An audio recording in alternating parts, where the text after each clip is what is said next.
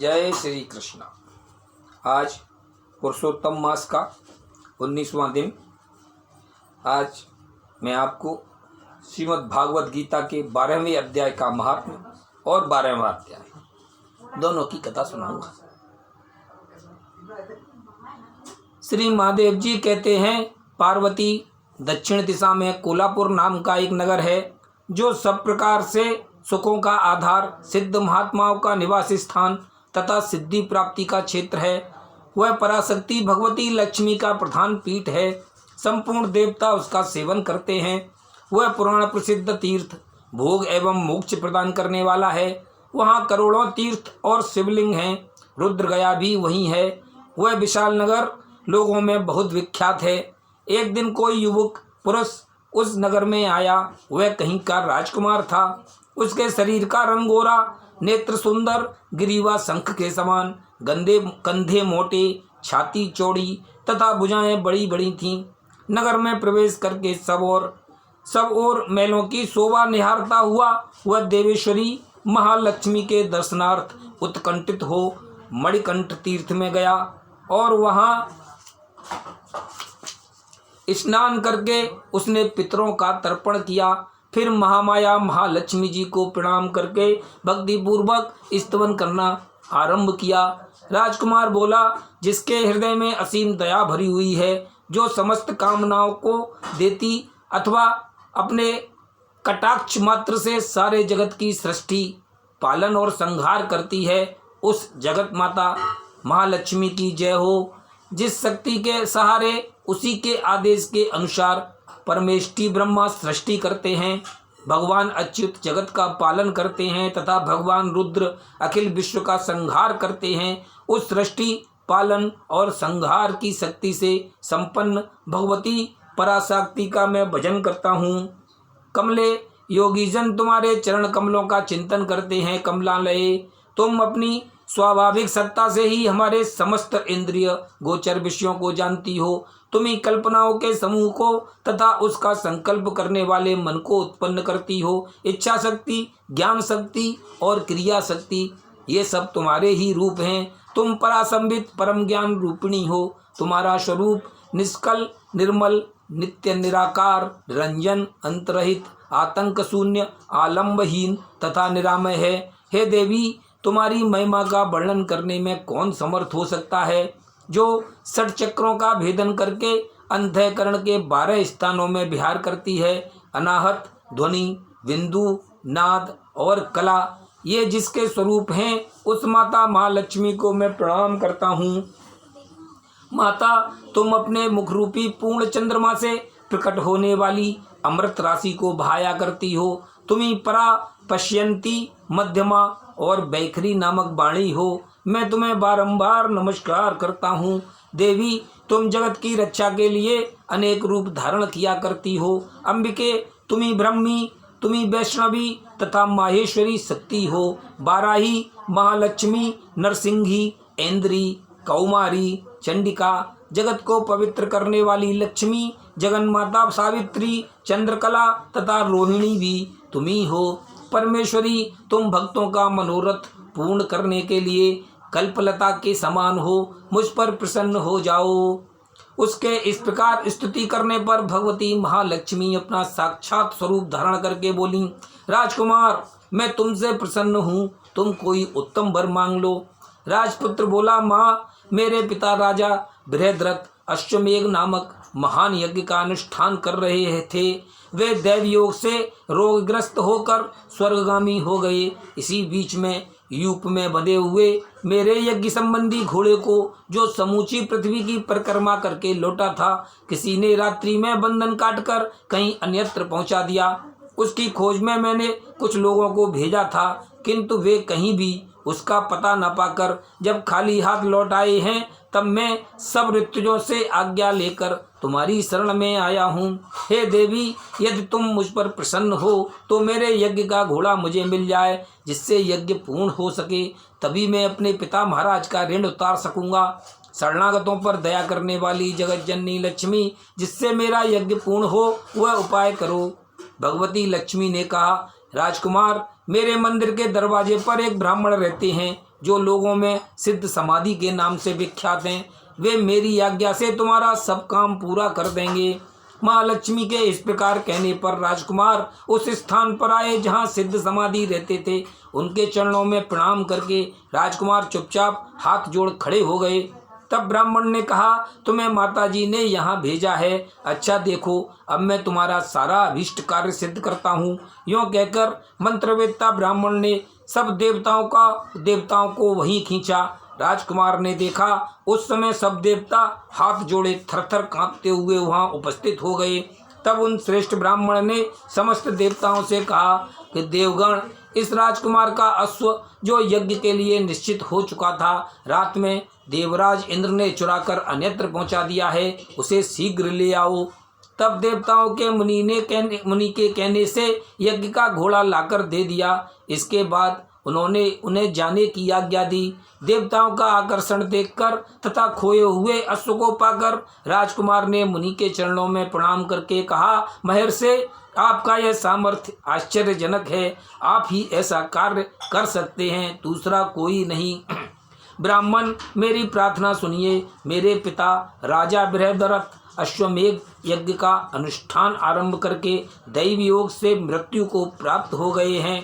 अभी तक उनका शरीर तपाए हुए तेल में सुखाकर मैंने रख छोड़ा है। साधु श्रेष्ठ, आप उन्हें पुनः जीवित कर दीजिए। यह सुनकर महामुनि ब्राह्मण ने किंचित मुस्कुरा कर कहा, चलो, जहाँ यज्ञ मंडप में तुम्हारे पिता मौजूद हैं, चलें।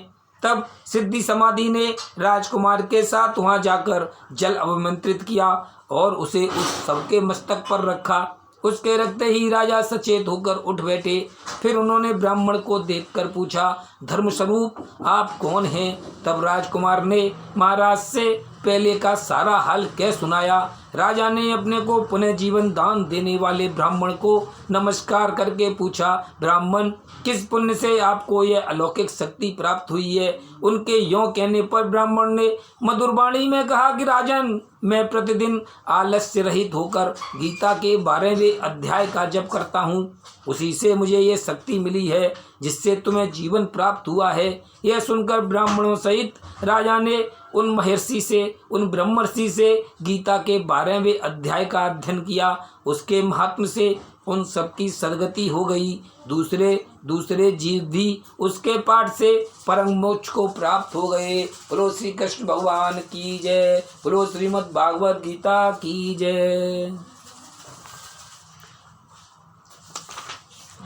अब मैं आपको 12वां अध्याय सुनाता हूँ।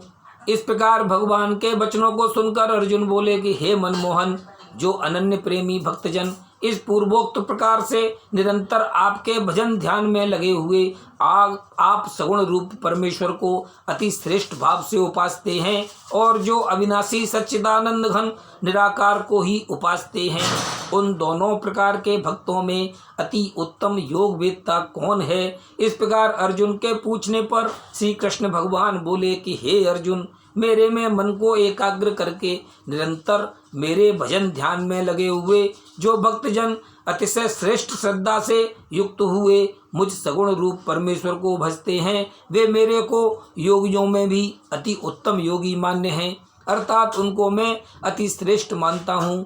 और जो पुरुष इंद्रियों के समुदाय को अच्छी प्रकार बस में करके मन बुद्धि से परे सर्वव्यापी अकथनीय स्वरूप तथा सदा एक रस रहने वाले नित्य अचल निराकार अविनाशी सच्चिदानंद घन ब्रह्म को निरंतर एक ही भाव से ध्यान करते हुए उपासते हैं, वे संपूर्ण भूतों के हित में रत हुए और सब में समान भाव वाले योगी भी मेरे को ही प्राप्त होते हैं। किंतु उन सच्चिदानंद घन निराकार ब्रह्म में आसक्त हुए चित्त वाले पुरुषों के साधन में क्लेश अर्थात परिश्रम विशेष है, क्योंकि देहाभिमानियों से अव्यक्त विषयक गति दुख पूर्वक प्राप्त की जाती है, अर्थात जब तक शरीर में अभिमान रहता है तब तक शुद्ध सच्चिदानंद घन निराकार ब्रह्म में स्थिति होना कठिन है।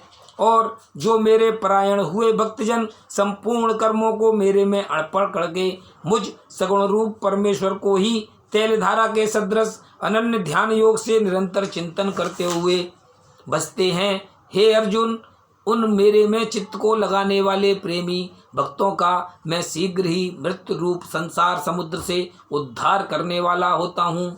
इसीलिए हे अर्जुन, तू मेरे में मन को लगा और मेरे में ही बुद्धि को लगा। इसके उपरांत तू मेरे में ही निवास करेगा, अर्थात मेरे को ही प्राप्त होगा, इसमें कुछ भी संशय नहीं है। यदि तू मन को मेरे में अचल स्थापन करने के लिए समर्थ नहीं है तो हे अर्जुन, अभ्यास रूप योग के द्वारा मेरे को प्राप्त होने के लिए इच्छा कर।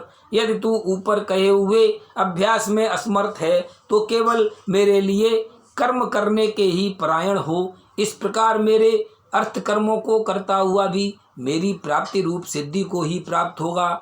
और यदि इसको भी करने के लिए असमर्थ है तो जीते हुए मन वाला और मेरी प्राप्ति रूप योग के शरण हुआ सब कर्मों के फल का मेरे लिए त्याग कर, क्योंकि मर्म को न जानकर किए हुए अभ्यास से परोक्ष ज्ञान श्रेष्ठ है और परोक्ष ज्ञान से मुझ परमेश्वर के स्वरूप का ध्यान श्रेष्ठ है, तथा ध्यान से भी सब कर्मों के फल का मेरे लिए त्याग करना श्रेष्ठ है और त्याग से तत्काल ही परम शांति होती है। इस प्रकार शांति को प्राप्त हुआ जो पुरुष सब भूतों में द्वेष भाव से रहित एवं स्वार्थ रहित, सबका प्रेमी और हेतु रहित दयालु है, तथा ममता से रहित एवं अहंकार से रहित, सुख दुखों की प्राप्ति में सम और क्षमावान है, अर्थात अपराध करने वाले को भी अभय देने वाला है, तथा जो ध्यान योग में युक्त हुआ निरंतर लाभ हानि में संतुष्ट है, तथा मन और इंद्रियों सहित शरीर को वश में किए हुए मेरे में दृढ़ निश्चय वाला है। वह मेरे में अर्पण किए हुए मन बुद्धि वाला मेरा भक्त मेरे को प्रिय है, जिससे कोई भी जीव उद्योग को प्राप्त नहीं होता है और जो स्वयं भी किसी जीव से उद्योग को प्राप्त नहीं होता है, तथा जो हर्ष अमर्ष भय और उद्वेग आदिकों से रहित है, वह भक्त मेरे को प्रिय है। जो पुरुष आकांक्षाओं से रहित तथा बाहर भीतर से शुद्ध और चतुर है, अर्थात जिस काम के लिए आया था उसको पूरा कर चुका है एवं पक्षपात से रहित और दुखों से छूटा हुआ है, वह सर्व आरंभों का त्यागी, अर्थात मन वाणी और शरीर द्वारा प्रारब्ध से होने वाले संपूर्ण स्वाभाविक कर्मों में कर्तापन के अभिमान का त्यागी मेरा भक्त मेरे को प्रिय है।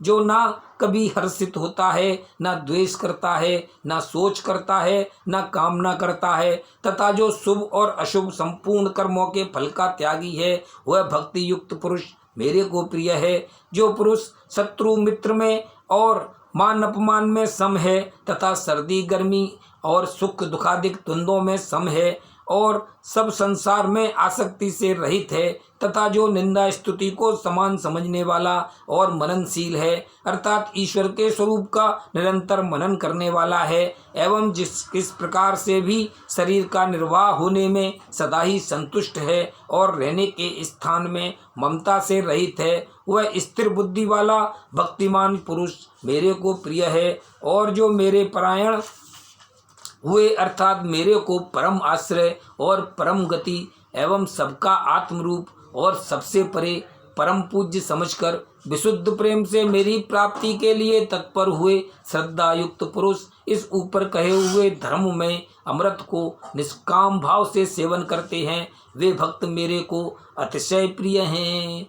इस श्रीमद् भगवद गीता रूपी उपनिषद एवं ब्रह्म विद्या तथा योग शास्त्र विषयक श्री कृष्ण और अर्जुन के संवाद में भक्ति योग नामक 12वां अध्याय समाप्त। बोलो श्री कृष्ण भगवान की जय। बोलो श्रीमद् भागवत गीता की जय।